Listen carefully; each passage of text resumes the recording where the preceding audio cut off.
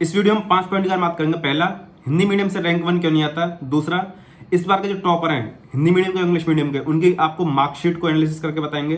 तीसरा, क्यों हिंदी मीडियम का रिजल्ट सुधरा है। और चौथा, 2024-25 के लिए अगर आप प्रिपरेशन कर रहे हैं तो किन बातों को ध्यान में रखते हुए आपको हिंदी मीडियम से प्रिपरेशन करनी चाहिए। और पांचवा, इनके कॉपी के एनालिसिस के बारे में आपको बताएंगे।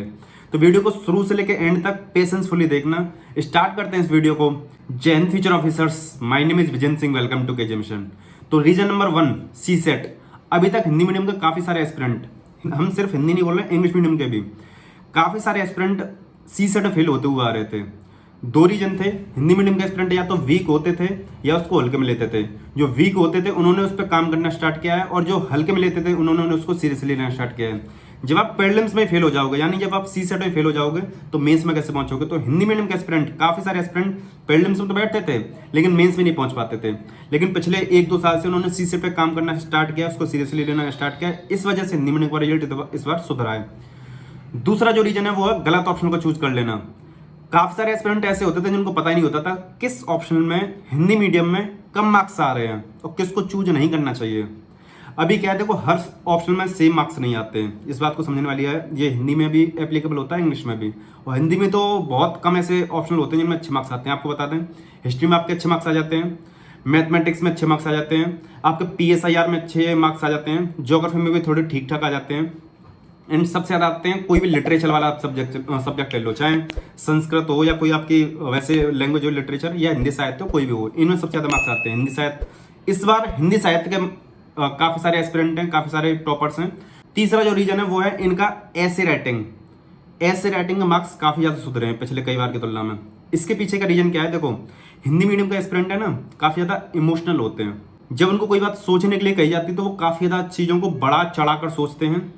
पहली बात तो ये। और दूसरा, उसमें कंटेंट काफ़ी ज़्यादा काम का होता है। बड़ा चढ़ाने का मतलब ये नहीं कि मतलब एक्स्ट्रा हो, और ऐसे में कंटेंट आपका हर एक एस्पेक्ट से देखा जाता है।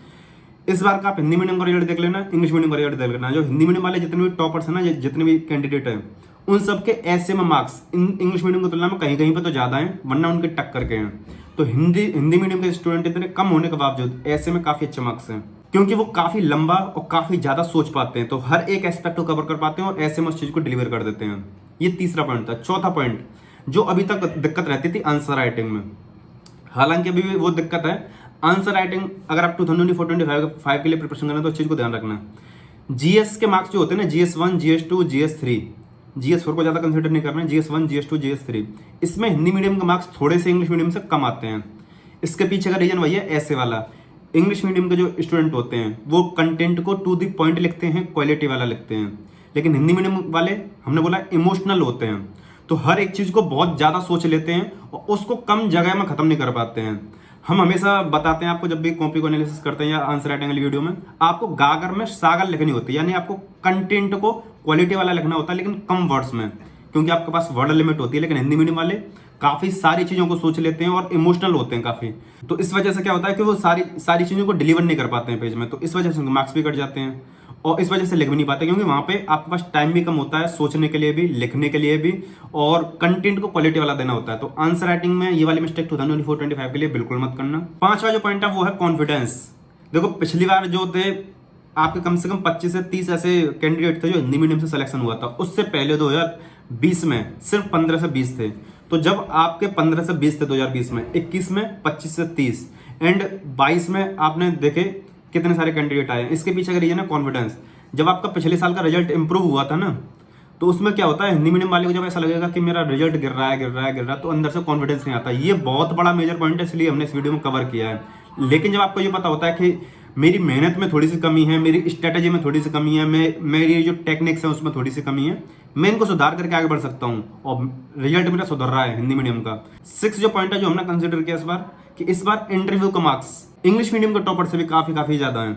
इस बार आप देखोगे तो 195 मार्क्स तक गए हिंदी मीडियम में। रैंक 85 है शायद, उनके 195 मार्क्स हैं।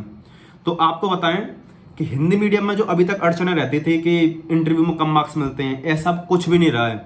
अगर आपका इंटरव्यू परफेक्ट रहा है, इंटरव्यू अच्छा रहा है, तो आपको दिक्कत नहीं होनी चाहिए कि मेरे मार्क्स कम मिलने वाले हैं। जैसा आपका इंटरव्यू होगा वैसे मार्क्स मिलेंगे, क्योंकि इंग्लिश मीडियम के जो टॉपर्स थे उनके मार्क्स से हमने कंपेयर किया है आपको बता रहे हैं कि कोई भी इसमें भेदभाव नहीं है। अब इंटरव्यू में भी काफ़ी अच्छे मार्क्स मिल रहे हैं। देखो ये सारे पॉइंट्स हमने लिख रखे हैं, आपको हम ये प्रोवाइड करा देंगे, आप हमारे टेलीग्राम चैनल से डाउनलोड कर लेना, इसका स्क्रीनशॉट मतलब इसका फोटोग्राफ हम उसमें डाल देंगे। नेक्स्ट जो रीजन है वो है कि अभी तक जो करंट अफेयर है, करंट अफेयर काफ़ी बड़ा इश्यू रहा था। अब क्या है कि द हिंदू और इंडियन एक्सप्रेस इसको स्टूडेंट पढ़ ना पाए तो कोई बात नहीं, यूट्यूब पे जाकर उनका एनालिसिस देख सकते हैं। काफ़ी सारे यूट्यूब चैनल हैं जो एनालिसिस को करके बताते हैं। आज से 2-3 साल पहले तक वो एनालिसिस नहीं करते थे तो स्टूडेंट समझ नहीं पाता था। अब काफ़ी सारे चैनल हैं, दीपक यादव एजुकेशन है, ओनली आईएएस का चैनल है, या स्टडी टवर वीर है, या हर्षित द्विवेदी एजुकेशन है, या आपका बायजूस है। बायजूस वाले टोटल इंग्लिश में रहते हैं। तो इसमें क्या होता है, हिंदी मीडियम का स्टूडेंट हो या इंग्लिश मीडियम का स्टूडेंट हो, कंटेंट सेम मिल रहा है। तो जो न्यूज़पेपर है भले ही वो आपका इंग्लिश में आए, लेकिन उसका एनालिसिस यूट्यूब पर फ्री में अवेलेबल है हिंदी मीडियम में। हिंदी में एक्सप्लेन करते हैं, कंटेंट इंग्लिश में होता है। तो ये काफ़ी बड़ा पॉइंट था, अभी तक जो प्रॉब्लम थी वो सोल्यूशन हो गया है। एक जो पॉइंट है कि मटेरियल, अभी तक पिछले कई सालों तक हिंदी मीडियम का जो मटेरियल था वो ठीक था, लेकिन अभी क्या है, लगभग इंग्लिश मीडियम का मटेरियल और हिंदी मीडियम के मटेरियल में कोई ज़्यादा दिक्कत रहने नहीं वाली है। एक जो पॉइंट है वो ये है कि इस बार जो है हिंदी मीडियम के जो स्टूडेंट है काफ़ी ज़्यादा दृष्टि आईएएस से आए हैं। उसके पीछे का रीजन क्या है कि जैसे ही जिन स्टूडेंट का प्रीलिम्स क्लियर होता है, दृष्टि आईएएस में एक प्रोग्राम है, उसमें जैसे आपका प्रीलिम्स क्लियर होगा तो आपका मेंस की और इंटरव्यू की तैयारी फ्री ऑफ कॉस्ट कराएंगे। वहाँ पर रहना खाना पीना वो सारी चीज़ें देते हैं। तो उनका जो दृष्टि आईएएस का प्रोग्राम था, जो भी प्रीलिम्स को क्लियर कर चुके थे, तो वो उन पर स्पेशल फोकस बनाए हुए थे। जब अच्छे तरीके से तैयारी हो रही है, फोकस में है, तो वहाँ से भी काफ़ी ज़्यादा रिजल्ट इंप्रूव हुआ है। अब आपको मार्कशीट को एनालिसिस करके बताते हैं हिंदी मीडियम का टॉपर और इंग्लिश मीडियम का टॉपर की। ये मार्कशीट है आपकी रैंक 1 इशिता किशोर मैम की, ठीक है। आपको पहले इसी के बारे में थोड़ा दिखाते हैं। ऐसे में कितने मार्क्स दिखाई दे रहे हैं, 137, GS 1 में 121, GS 2 में 130, GS 3 में 88 और GS 4 में ये आपके 112। यहाँ पे आप लगाओगे ना, इनका GS का स्कोर काफ़ी अच्छा है, GS 1 2 3 4। और सबसे जो शानदार मार्क्स आए हैं उनके आए हैं इनके PSIR में, PSIR ऑप्शनल, ठीक है। इसी की वजह से जो टॉपर बने। इनके मेंस के मार्क्स देखना कितने हैं, 901, और इंटरव्यू के 193 अच्छे मार्क्स हैं। लेकिन अब के हाईएस्ट जो रहा है इंटरव्यू का 210 रहा है, टोटल इनका देखो 194। तो बात करते हैं दिव्या मैम की मार्कशीट के बारे में। इनकी रैंक कितनी है, 105। ऐसे के मार्क्स देखो कितने, 141। यहाँ पर GS के मार्क्स देखो, आप ये चीज़ समझ के चलना। यहाँ GS के मार्क्स देखो और यहाँ पे देखो GS के मार्क्स दिव्या मैम के। दिव्या मैम के GS के मार्क्स सबसे ज़्यादा हैं, इसी वजह से हमने इनके मार्कशीट को यहाँ पे कंपेयर किया है।